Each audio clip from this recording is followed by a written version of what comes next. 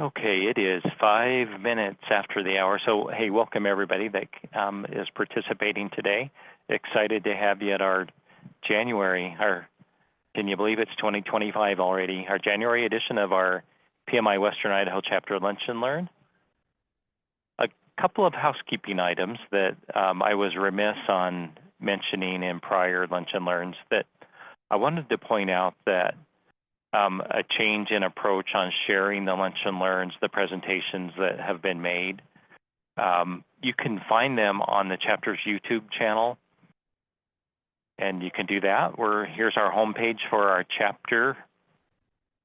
Go down to the very bottom, click on YouTube, and then you'll see recordings of the various events. So, for example, here was from the December Lunch and Learn, as well as other events from the chapter. So just awareness that they're out there on the YouTube channel. That's where you'll be able to find them. We no longer send them out like we had in the past via email. So just heads up about that. They're also available, Brian, on the events. So on the previous events, we have the YouTube link, and we have the PDFs of the presentations available out there on the previous event tab. So if I go to events calendar. Events, and then upcoming events. And then there'll be a link for previous meetings. And any of those previous meetings you can click on and get the details or get the link. Very good. Okay, thanks, Dana. I appreciate that. Okay, with that, and Robert, you can start sharing your screen as well, but let me take a minute to welcome Robert Snyder as our presenter today. Robert's the founder and the president of Innovation Elegance, LLC. His 30-year career spans roles such as developer, project management, change management, sales enablement, and the performing arts. His career path includes corporate roles, consulting roles, startups, PMP, and Agile certifications. He's performed in numerous vocal, dance, and theater ensembles.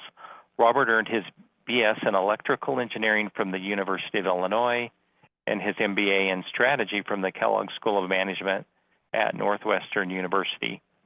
As well, Robert is publishing a series of books on innovation methodology inspired by the metaphor-based leadership. So with that, welcome, Robert, to the PMI Western Idaho Chapter Lunch and Learn. All yours. Thank you very much, Brian and Dana, and the PMI chapter. Is my audio okay? It sounds great. It sounds great. Okay, thank you, thank you. I'd love to start this session by stating the obvious. The world has problems. Our businesses have problems. And these problems, we might probe a little bit to understand what fraction of these problems are leadership problems versus followership problems. I spend a lot of time on LinkedIn, probably too much time on LinkedIn.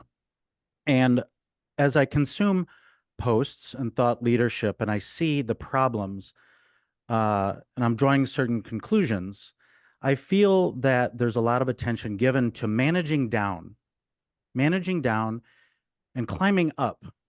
And I thought, could I shape a session such as the session today that's a little bit different? I don't want to be redundant with what I see out there. Instead of managing down, can we craft a session that manages up? And that topic of managing up is not revolutionary. There's plenty of talk about how to manage up.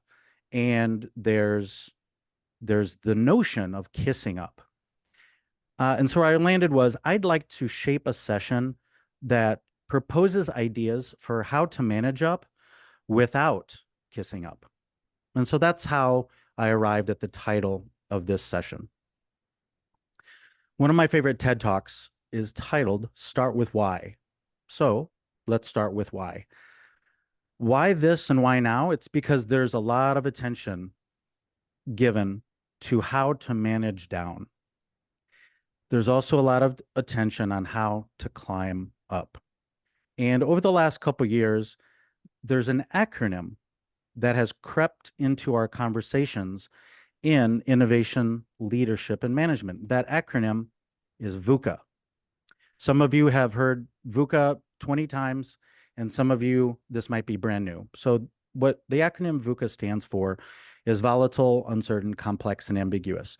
And it was born out of the context of war and competition in the 80s, 1980s and 1990s as the military theater shifted. VUCA was an acronym to describe competition, the nature of competition and how it was shifting. Well, in our businesses, the emphasis, last time I checked, is on collaboration, not competition. So I believe that a VUCA environment in our businesses is a cop-out, and it's a license for low expectations. And so I refuse to admit defeat to VUCA. In fact, my body of work is about solving VUCA. But again, it belongs on this slide because VUCA is a big why of this session. The agenda of this session is, with these 10 tools, I'm going to propose to you what is the conventional tool, and then I'm going to propose to you an alternate for that. And we'll rinse and repeat through 10 tools. And you can see those tools listed here. The learning objectives, as you see an image of silhouettes of strength. I hope that this material builds your strength to inspire. I hope these materials inspire in you the desire to shape your culture, to improve your culture's discipline and empathy. I hope that you learn some tactics to shape a culture for improving discipline and empathy. And this is absolutely serious stuff, but let's do our best to find the fun, find the humanity in what I propose to you today. And again, although all of you are muted, Dana is happy to take you off mute. And if you have a reaction that you'd like to share in the chat window, that's awesome. An animated chat window is nothing short of fun. So I welcome you reacting anytime in the chat window. Yeah, so again, welcome. This material is based upon two of my books. My books are the deep dive of this material. So the first tool is a leadership paradigm. Leadership paradigm. So for the past 20 years, I believe that the dominant leadership paradigms are values and principles. So hats off to Stephen Covey and all of the values and principles-based leadership mentors that are out there. I've consumed a ton of it, and I love it. I love it. However, this high altitude of leadership paradigm has not solved the problems that we are experiencing today. And one reason is because these values and principles are so high altitude that there's a lot of room for interpretation. There's a lot of squishiness. And some people, well, they're just opting out. They're saying, you know what, those values and principles are fine to be on the wall, but, you know, I'm just going to give them lip service while I opt out of those values and principles. So I'm willing to propose a lower altitude leadership paradigm. And the leadership paradigm that I'm embracing is a metaphor-based leadership paradigm. What metaphors do we have for poor teamwork? The first metaphor I'd propose to you is a traffic jam, where you see these cars that are not particularly well organized. I'm sure that everyone's in a hurry. They'd much rather be somewhere else, or they just don't want to be in a traffic jam. But too often, this metaphor of a traffic jam describes our teams. And another metaphor is bumper cars. We can be double booked. Our meeting schedules are double booked and triple booked and constant just bouncing off of each other in whatever communication channel it is. So too often, we are resembling this metaphor of bumper cars. And finally, the notion of a sprint. And yes, this is a playful jab at the Agile community. But many of us are just frantic, and we're running around, hair on fire, running from meeting to meeting to meeting to meeting, always playing catch up. And I think too often we resemble a sprint. So my point of view is that these are metaphors for poor teamwork. And if we were in a room together, I would love to brainstorm even more. And if something comes to mind for you, feel free to enter it in the chat. Do any other metaphors come to mind for you about poor teamwork? I can think of a cat chasing a laser pointer. I can think of a bull in a china shop. I think of a squirrel. I'll stop there. But again, Dana or Brian, if any other fun metaphors appear in the chat. Somebody mentioned dumpster fire. Right. Mm-hmm. Merry-go-round. Merry-go-round. Good one, Rachel. Yeah. Yeah. I've heard sloth when they felt their project was not moving very quickly. So again, these are lower altitude leadership paradigms to describe healthy teamwork and unhealthy teamwork. All right. So what metaphors do we have for good teamwork? The first one that comes to my mind is symphony. And thank goodness we already have this in our, we'll make these casual remarks about music or dance or all the performing arts. So, hey, are we singing from the same hymnal? Are we in sync? Oh, with this client, it's a delicate dance. We can wing it. Let's improvise, right? All these very casual references to the performing arts, I think are fantastic. And in a lot of my speaking and writing, I really dig deep to really try to exhaust all the amazing collaborative culture traits of the performing arts. Another metaphor that I love is the metaphor of a flywheel. The serious version of this is a factory. It's very disciplined. We're all about efficiency. But I love this as a metaphor for us because we can think of a team finding its rhythm, finding its groove, being a well-oiled machine. I think these are all great images and things to strive for in teamwork. And then the final metaphor for good teamwork is an asset portfolio. Is what we are doing, well, let me back up about, this is a reference to the stock market, to hold valuable assets, to buy low and sell high. What would that mean for us as innovation professionals, as project managers? I believe there's a lot of value in exploring what would it mean to imitate an asset portfolio, to buy low, sell high, and to hold things that are durable. The value is durable versus disposable. So again, I'll pause and welcome additions in the chat. Do any other metaphors come to mind for good teamwork? You had mentioned well-oiled machine, which I had noted in the chat. That's what came to mind.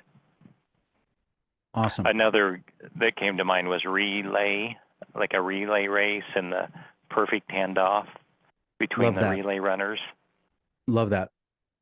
Kind of a sports oriented metaphor. Yeah. Any others on the team have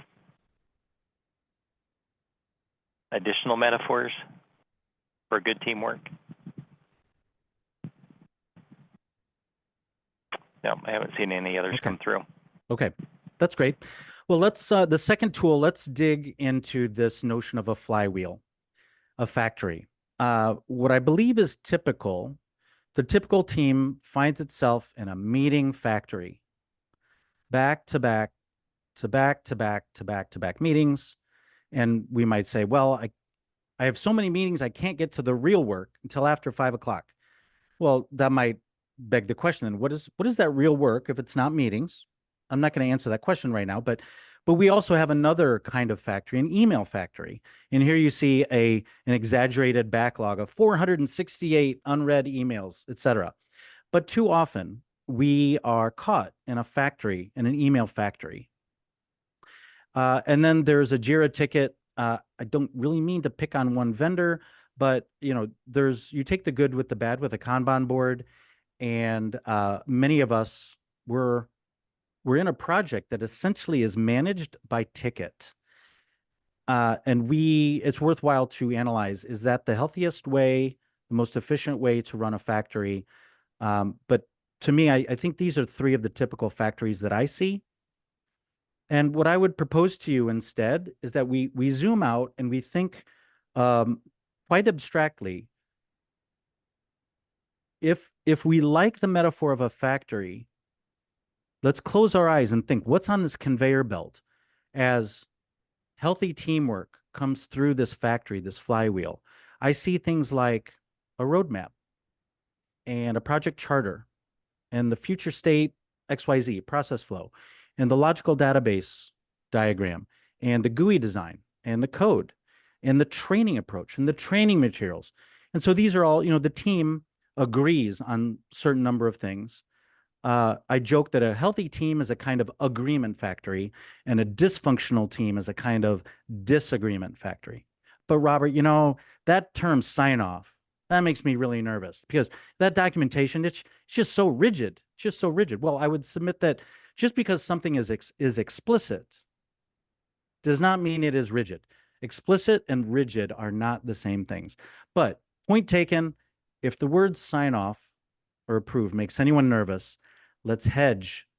And instead of calling a healthy factory an agreement factory, the ink is always wet. Let's call it an expectation factory. And that's one of my sessions from last year. I called it the elegant expectation factory. And so let's do one more dig at what does it mean to be a healthy factory. So the graph that I'm showing you, I stole from the supply chain and the operations world. And so I want to give you a quick tour of why this graph is critical for us. So the vertical axis here is the cost of bundles in our factory. And the horizontal axis, the optimal order quantity, is the size of the bundle in our team factories. And so the bright green line that slopes down and to the right, it notes the average cost of setup per bundle in our innovation factory. And by bundle, do I mean project? Yes. Do I mean deliverable or agreement? Yes, it can be either. So I'm purposely using that term bundle. So again, the bright green line reflects the setup cost for every bundle in our teams, in our innovation factories. And then the other green line that's straight, that slopes up to the right, it is, it's explicitly labeled the holding cost curve. And what this represents is the cost increasing as the size of our bundles increase. So as you might already detect, if your order quantity is huge and you're operating on the right side of this graph, you have huge projects and you have huge deliverables. So this resembles the old school waterfall stuff. And then if you're operating on the far left side of the graph, this means your bundles are tiny, and you resemble agile at its extreme. I do remember about 10 years ago, there were webinars entitled, "Is there such a thing as too agile?" That's a fun, provocative title. And so instead of answering that question, I'm sorry, I did forget to explain what I mean by EOQ. So EOQ stands for economic order quantity. And if I don't believe many folks in the project management arena are familiar with this term. So I do think it's worthwhile to spend 15 or 30 minutes on YouTube or somewhere looking up the origin and the reasons why this construct is valuable in supply chain economics and in operations fundamentals. So again, I'm sorry that I forgot to explain what EOQ means. It means economic order quantity. So how this applies to us and our agreement factory, our expectation factory, is that some of our work is large bundle size. This is the stuff that's on the right, and it's low frequency. And again, this resembles an old school waterfall project where our go live events are really far apart. And to operate with tiny bundles, we're operating on the left side of the graph, and typically this means high frequency, and this really is congruent with what we know as a sprint every 2 weeks. And so the punchline of this slide is that the good news is that the combined cost, which is the dull green line at the top, is that at its optimal point, also known as the low cost, the line is kind of flat because the slopes of the other two lines are almost exactly the opposite. And so the good news here is that our optimal cost of our bundle size, it's at its optimal point, the precision is just not that critical. So we don't have to sweat and delay for a day or a week to really sweat bundle size, because the ideal bundle size, it's just not, the overall cost isn't that sensitive to bundle size. So that's good news for us as we decide, well, what's the right size of our projects? What's the right size of our deliverables? Because near the optimal point, precision is just not that important. So if we have time for a Q&A session, this would be a great topic to discuss more, because I do suspect that this is a pretty new topic to folks who are squarely in the innovation and project management world. So I started off with the cliche, the world has problems, we have errors, and on our teams, we have errors. And when I was in statistics class many moons ago, my statistics class helped me distinguish different kinds of mistakes, different kinds of errors. And so I'm going to use the example of coffee, spilling coffee, to describe 3 different kinds of errors. So if I spill coffee once, it's called a sampling error. It's no big deal. I'm human. It's forgivable. Life goes on. If I'm a person who systemically spills coffee every day, you're closing your eyes and you're, oh, what a klutz. Like, you just need to be more careful. You're neglectful. You need a lid. You need a lid on that coffee cup so that you stop systemically spilling coffee, because it's getting expensive. Spilling coffee once, not expensive. Systemically spilling coffee, that's expensive. And then there's a third kind of error called systematic, where I'm purposely flinging coffee on the floor, on your clothes, on the desk. This might qualify as sabotage. And this is institutional. The systemic and systematic errors are institutional. They're dysfunction. So sampling error, no big deal. Rounding error. And these other 2 types of errors, systemic and systematic, over time, these get really expensive. And that's where we need to focus our attention for fixing errors in our teams. Oh, you're just aiming for perfection. No, I'm not asking for perfection. But what I do believe it's fair to ask for is perfect intentions. We can always strive to find what is the NMV, the next most valuable dysfunction to fix. So let's not expect perfection. Let's just let's hold a bar for ourselves. Let's hold the bar high. But we don't need to be perfect. And over the last 10 years, a gentleman by the name of Craig Groeschel, Groe, Groeschel, he has a wonderful short YouTube video on the concept of GETMO. And what GETMO stands for is good enough to move on. We're not aiming for perfection. And to quote Craig, the pursuit of excellence will motivate you. But at some point, the pursuit of perfection will limit you.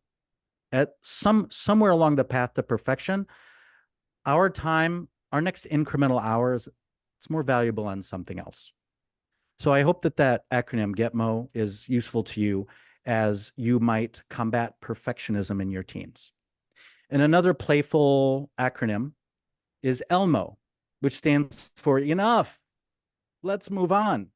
When some certain topic, maybe the horse has been beaten dead and you spend enough time on it, but ELMO is a fun acronym to encourage the team to kind of tie up a topic and move on to the next topic. So again, I welcome any reactions in the chat, or Dana or Brian, if I should, is there anything in the chat worth pausing for in reaction to these last few slides? Not currently. Nothing in there. No. Okay. So that was tool number 3 about errors. Tool number 4 is, how do we look at speed in our teams in our businesses, speed is absolutely valuable. It's important. But I would submit to you that the typical team is treating speed as a leading culture trait. We're obsessed with speed.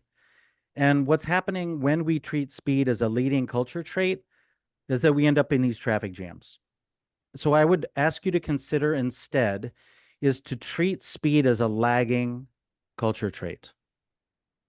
Achieving speed is not free. It takes thought, it takes architecture, it takes discipline and empathy. When you look at this traffic, think of the discipline involved in building these roadways. Think of the empathy of every car going this fast really cares about the behavior next to them. So this is a unique lens on the word empathy. So if speed is the lagging culture trait, what is the prerequisites? Well, with so many moving pieces, I think I want to go back to that metaphor of a symphony. And this is why we keep coming back often to that casual remark, hey, are we in sync?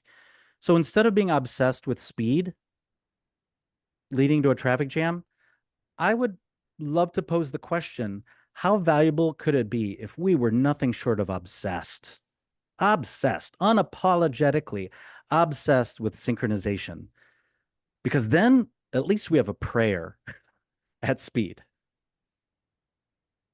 So let's go back to costs a little bit.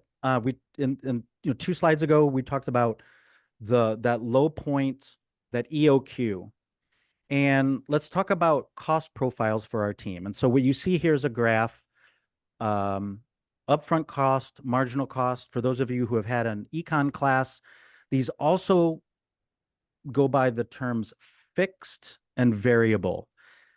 Some of, if there's an econ nerd in the audience, you might argue that they're not exactly the same thing, but for purpose of today, hopefully it's okay to consider these things the same thing. And in our innovation environments, in our projects, we have upfront cost and we have marginal cost. So let's understand which cost profile fits our current context. And so here are a couple fun examples. So if all of us are at a tiny conference, let's say we're a conference of a whopping 3 people, name tags would be overkill. We don't need name tags for a conference of 3 people. And also, if we were in a tiny restaurant where they serve 2 dishes, hamburgers and hot dogs, and they only serve lemonade and water, a written menu would be overkill. So this cost profile fits because we would not go to the upfront cost. We would not go to the upfront trouble to create name tags or create a written menu because the traffic is so low. So in low traffic environments, this cost profile is appropriate. So of course, I'm going to show you the opposite. Let's talk about what does it mean to have this cost profile fit? What does it mean for this to be the appropriate cost profile for us? It means that we have a large conference. And you know what? Name tags, that upfront cost of name tags, that's the tall blue bar. And it's worthwhile. Why? Because now the short orange bar, the marginal cost to introduce ourselves to each other at a large conference, it's just easier. It's just easier. It's all about the cost. It's all about the money. And if we're a huge restaurant, in Chicago, we have a restaurant, I think it's nationwide, called the Cheesecake Factory. It's not just 30 items, it's 30 pages of items. And why would the Cheesecake Factory and other large restaurants have a written menu? Why would they go to the upfront trouble of a documented, nudge, nudge, wink, wink, a documented menu? Well, it's because we want to reduce the marginal cost of our servers explaining to customers, to diners, hey, this is what we offer. So this cost profile on the right is appropriate when we have high communication traffic. All right. Again, I'd like to pause. Any reactions to this cost profile and what it means to us in a project context? We had a comment about your words on becoming obsessed with synchronization, which I also love. Okay. What are the ways you've seen teams do this best in your past work experience? So that was a question. How do I How do I see teams becoming? We're going to get to that. I love the question. But yeah, I don't want to answer that question quite yet. Okay. Should I move on? Yeah, as I'm thinking about and hearing what you're talking about, Robert, my mind's twirling on application to day-to-day. Yeah. The day-to-day projects, frankly. So I'll be curious to see what you have to say there. Yeah. Okay. So in the day-to-day, we do meetings, we do emails. I'm going to do a quick time check.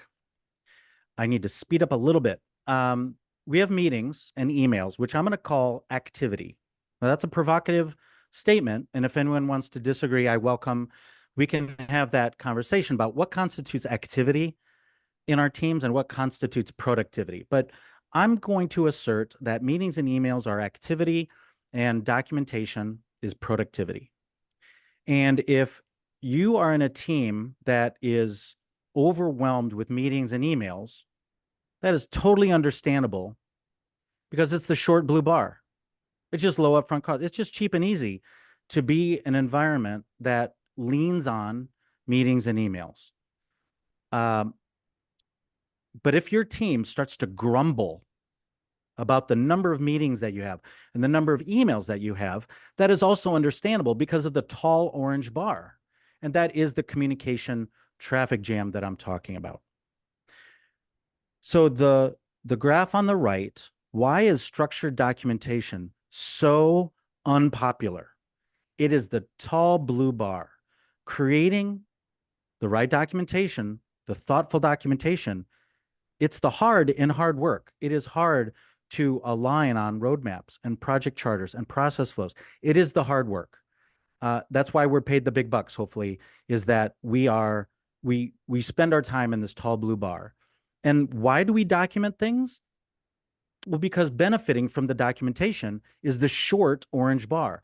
Now that we have solid, respectable documentation, it is now low cost to onboard new employees, to share information with that 37th stakeholder, that 38th stakeholder. And it is also less expensive to change our minds. So I believe that this cost profile on the right, not only is it attractive for our teams, but you know what? It's attractive for all business because low marginal cost is a path to profitability. And so we have to just choose our cost profile. If you're low volume, low traffic, the cost profile on the left is appropriate. If you are high traffic, the cost profile on the right fits. So again, another playful poke at agility is that the Agile Manifesto treats agility as high frequency. That's where we get the term sprint. And over the last 20 years, Agile has claimed the culture trait of speed. And again, we just talked about, well, do you want to treat speed as a leading culture trait or a lagging culture trait? And this slide asks you to consider a third version of agility, and that is low marginal cost. Again, 2 slides ago, we talked about EOQ and what that dip in the graph is, low marginal cost. And so I would ask you to consider another version of agility. It's not speed. That's not frequency. It's low marginal cost. And the secondary and tertiary culture traits might be frequency of go live events or the speed of the team. But I think that it's worth considering being obsessed not only with synchronization, but being obsessed with low marginal cost. But so tool number 6, so again, I have to do a time check. Tool number 6 is verb sprawl. We see this often in our project plans and our task lists. Dozens of verbs. If you've ever thought about, are we a team that's kind of all over the place? Well, this is a symptom of a team that's all over the place because they've got 1 dozen, 2 dozen, 3 dozen, 4 dozen verbs in a task list or in a project plan. This team is reinventing the wheel. This team is lumpy. It's not smooth. There's a cliche, slow is smooth, smooth is fast. I'll shrug at the first half of that, but I definitely think that a smooth team, a well-oiled machine, you're not going to have verb sprawl. If you are constantly sweating your verb choice and your task list and your project plan, it's as if you are a dancer looking at your feet. And once you achieve a certain competence in a certain dance, you no longer have to look at your feet. It's not about the mechanics. It's second nature. It's muscle memory. And you can look up. You can look at your dance partner. You could look around you. And that is empathy. But if you have to be so self-absorbed to be looking at your feet and constantly wrestling with verb choice, you are resembling a dancer looking at your feet. And a team that's doing this is accepting VUCA. So instead, I would ask you to consider, instead of verb sprawl, let's use the RACI matrix, but let's acknowledge that the RACI matrix has also been around a really long time. And the RACI matrix, it's not solving our biggest problems. It harbors a lot of ambiguity.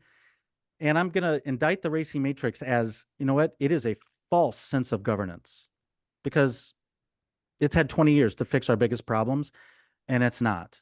So if we can combine the notion of rejecting verb sprawl, but you know what, the RACI matrix does have like 4 things going on. What if we tried to manage this expectation factory with 5 verbs instead of 4 adjectives? I think that anything we would try to manage with 4 adjectives, we can and we should manage with 5 verbs. And someone at PMI San Diego about 2 months ago, we were casually chatting at a conference, and I think it was over lunch, and he said, "Oh yeah, Dr. Rad." And I thought, oh my God, I've been looking for an acronym for years. And finally someone helped me because I couldn't ever find an acronym for the 5 verbs. But now we have a playful description for the 5 verbs, Dr. Rad, which hopefully some of you are smiling at as well. So the 5 verbs, I believe, is a valuable tool to manage up without kissing up. This is what it looks like in a project plan. 5 verbs, you can accomplish everything you wanted with 4 adjectives. But wait, there's more. You also get a clear sense of sequence. A RACI matrix does not give you a sense of sequence. The RACI matrix does not give you a placeholder to estimate duration. Now, again, this duration tiptoes into synchronization. And a RACI matrix also doesn't give you percent complete. You're still going to have to, duplicate that stuff in your project plan, capturing the essence of the RACI, but you're going to use different verbs, and it's all lumpy because you've got verb sprawl. So the 5 verbs help, if you like this metaphor of an agreement factory, an elegant expectation factory, leaning into the 5 verbs is a huge step toward resembling this expectation factory. Oh, Robert, you just want us to document everything. No, absolutely not. The 5 verbs, by leaning into the documentation, helps you avoid documentation, because the minute you are unable to assign one of these verbs, the team is effectively saying this work is not worth drafting. It's not worth reviewing and revising. It's not worth approving. It's not worth distributing. So instead of documenting that work, it sounds like it's just a chat, step away from the keyboard, go to a pub. That work should be done in 60 or 90 minutes. So the 5 verbs helps you avoid over documentation. Imagine a RACI where you are unable to assign an R, an A, a C, or an I. Like, you can't really do that. The RACI demands that you populate those adjectives. And so the 5 verbs also demands that you assign something, or you have to take the stand that, you know what, the team, you're not going to provide a resource. Do that work at the pub. And so the 5 verbs helps us say, you know what we're going to include in our project plan is not all that activity. We're not going to boil the ocean or be exhaustive. What if we can build a project plan that governs only what we consider productivity? And we will just have as many meetings as we need to accomplish the 5 verbs. We will send as many emails as we need to accomplish the 5 verbs to keep this well-oiled machine in motion. So if for a team that is driven by meetings and emails and it shrugs at documentation, this is a library of meeting minutes. It's a repository of meeting minutes. Imagine as a new employee, this is your onboarding. This is your inheritance. Imagine if you're leaving a team. Imagine this as your legacy. A portfolio of meeting minutes. It's disposable. Collaboration seems to be optional. Many of us work in environments where we feel accountable for something, but we feel that we don't have the authority. And that's kind of a bad deal because it means someone else evidently has authority without accountability. And meeting minutes don't help us fix that discipline, fix that problem.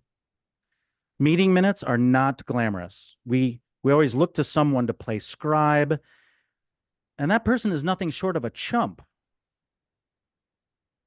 And it helps breed low trust in our teams. So I would ask you to consider instead a portfolio that looks like this. And the good news is you already recognize, experienced innovation professionals already recognize, and they're already doing a lot of these things. I'm going to start from the bottom up. Along the bottom, you see all these tech documents that hopefully you can already see, instead of managing these things with 4 adjectives, we could govern them with 5 verbs. Right at the bottom are our design, build, and test in this elegant expectation factory. In the middle are all the project management things and process flows. The section labeled people is change management.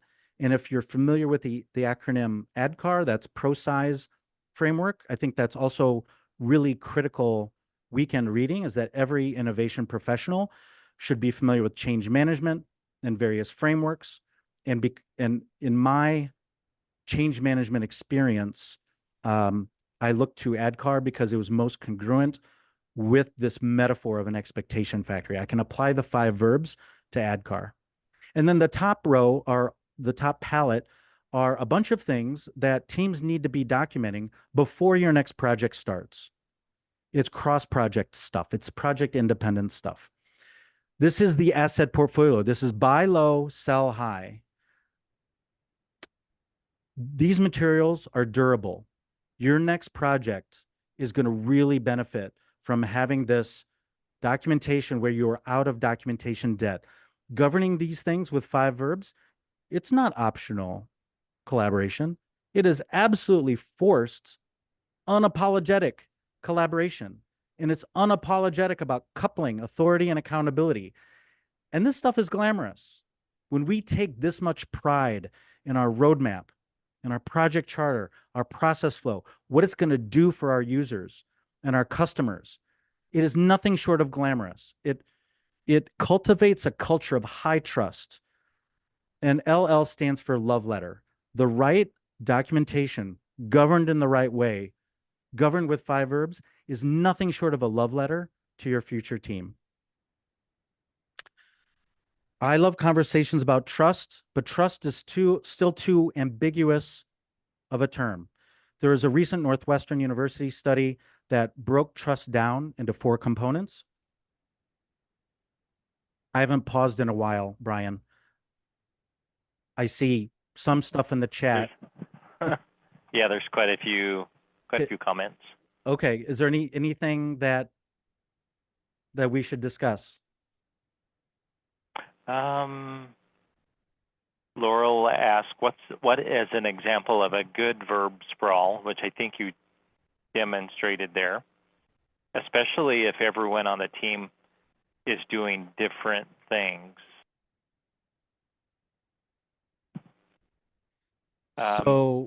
Okay, go ahead.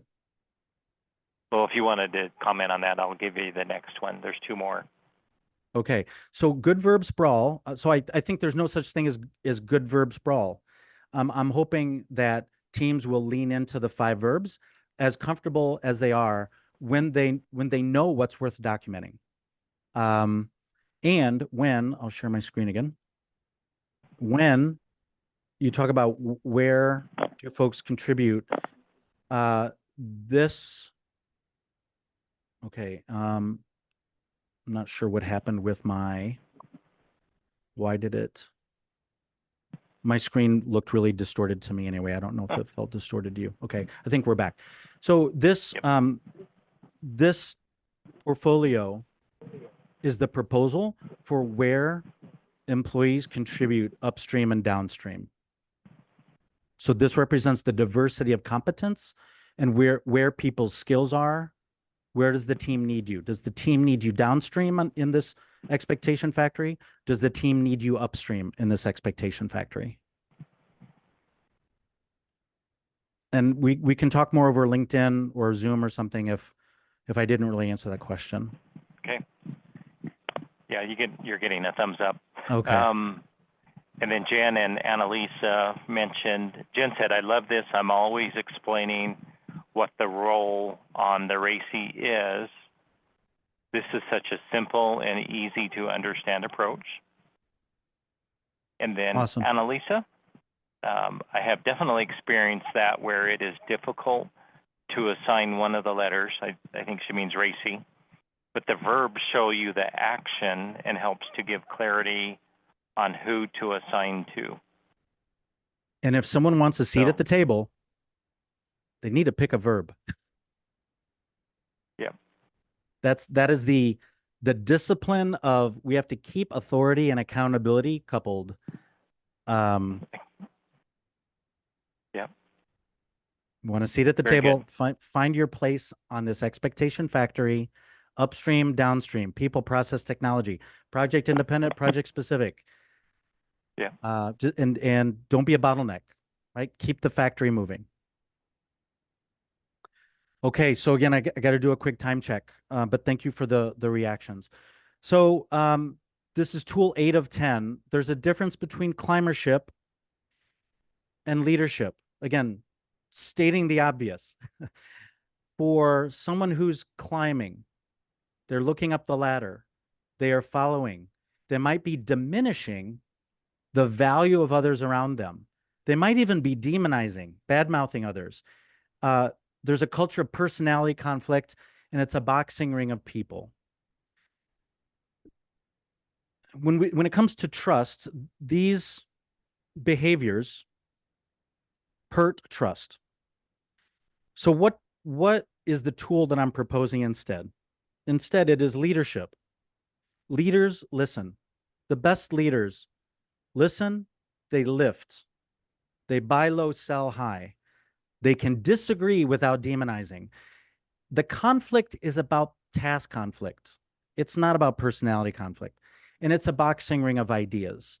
So when we are serving as true leaders, we are listening, we are lifting, we disagree, we don't demonize.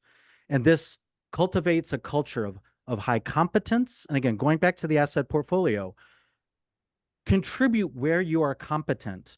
And when you want to grow your skills, choose a different place along the expectation factory to grow new competence.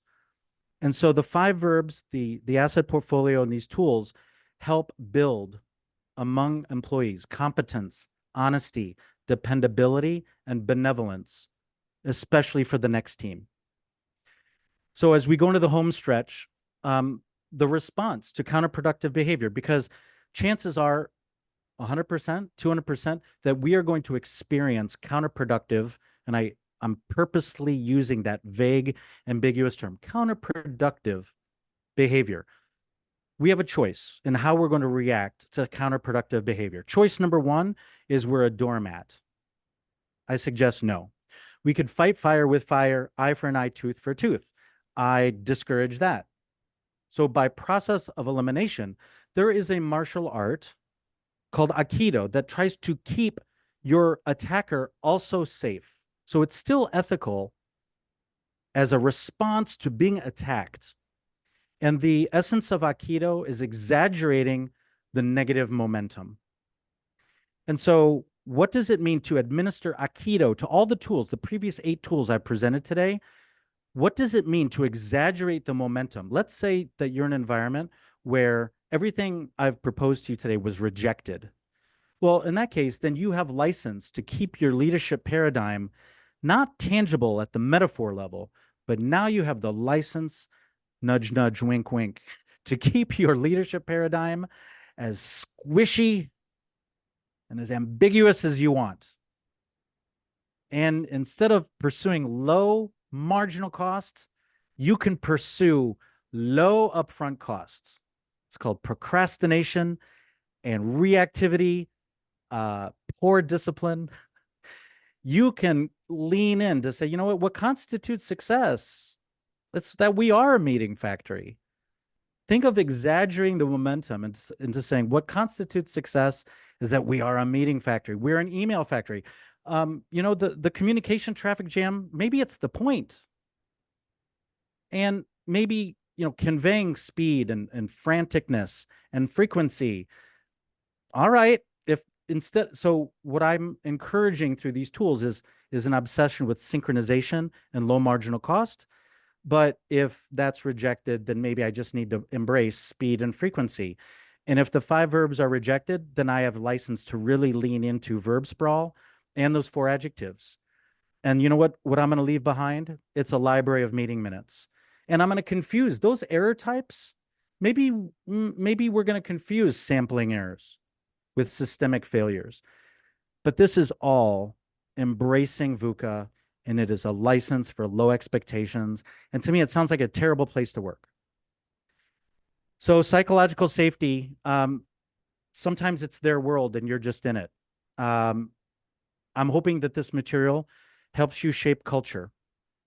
And keep your sanity. Blessed are the flexible. Imagine being at your PC like this. Blessed are the flexible, for they shall not become bent out of shape.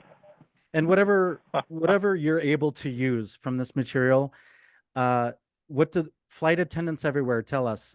Secure your own oxygen mask before you help others. So I hope this material, regardless of whichever path you take, I hope this material helps you retain your sanity, your serenity, and your self-respect. So in summary, I hope this material inspires you and gives you some tactics to shape a culture of discipline and empathy, helps you distinguish being set up for success versus being set up for failure. And again, back to this theme of managing up without kissing up. Brian, when you and I had originally hatched this idea about 10 tools, the 10 tools are on this slide. The 10 tools would have been convert RACI to 5 verbs. Tool 2, convert your verb sprawl to 5 verbs. And then all these documents under section 4, and again, we're running out of time today, but the other 10 tools at a lower altitude, it's all these tools in section 4, section 5, the approachability menu, a lessons learned. So it's the 10 tools at a lower altitude are bullets 1, 2, 4, 5, and 6. Invite me back and I can speak to those. Terrific. And of course, this is in my books as well. So with that, we might have time for some Q&A, but thank you for your time and attention. And I hope you'll get in touch over LinkedIn. And thank you again for hosting me today. Yeah, team, we do have a couple of minutes. If there's any other questions, you can use the chat. Dana, I'm assuming we can take people off mute if needed, if someone wanted to raise their hand. For sure. Yep.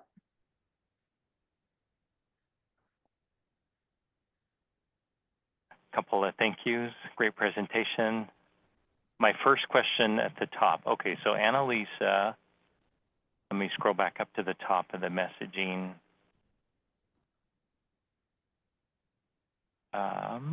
Becoming obsessed with synchronous. What are the ways you've seen teams do this best?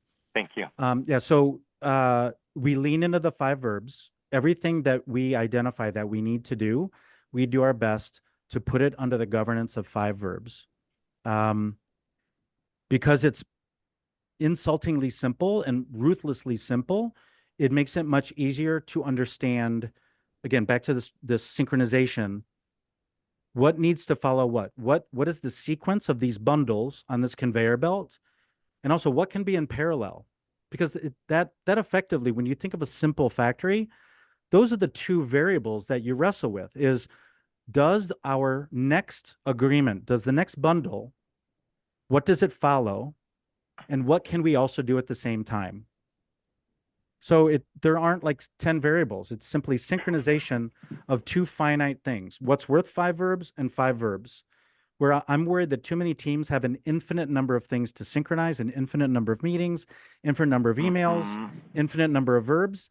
So instead of trying to govern what's infinite, and what's infinite are meetings, emails, and verbs, instead only govern what's finite.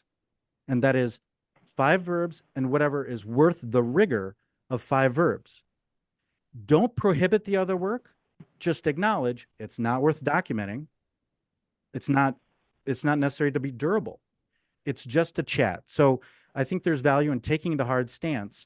What do we do that's worth 5 verbs versus what is worth doing at the pub over a chat? Laurel. Laurel, go ahead.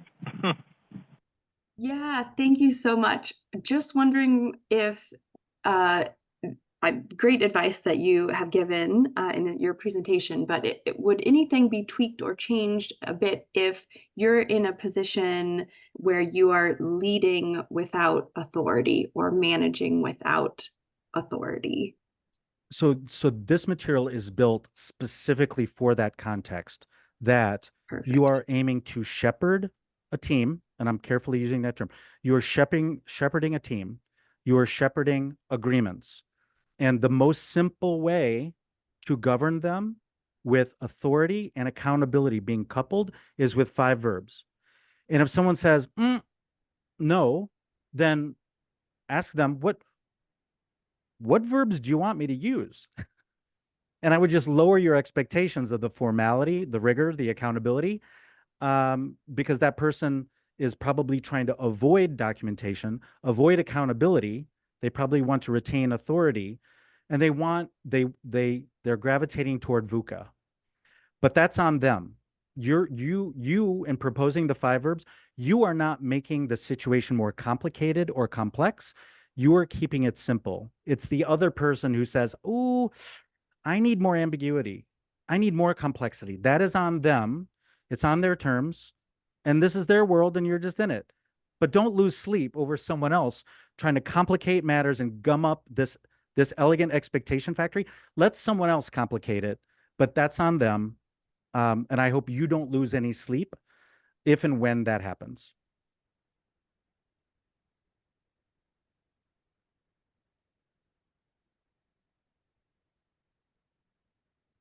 Did I lose audio? You did not. Okay, sorry. You did not. I was on mute.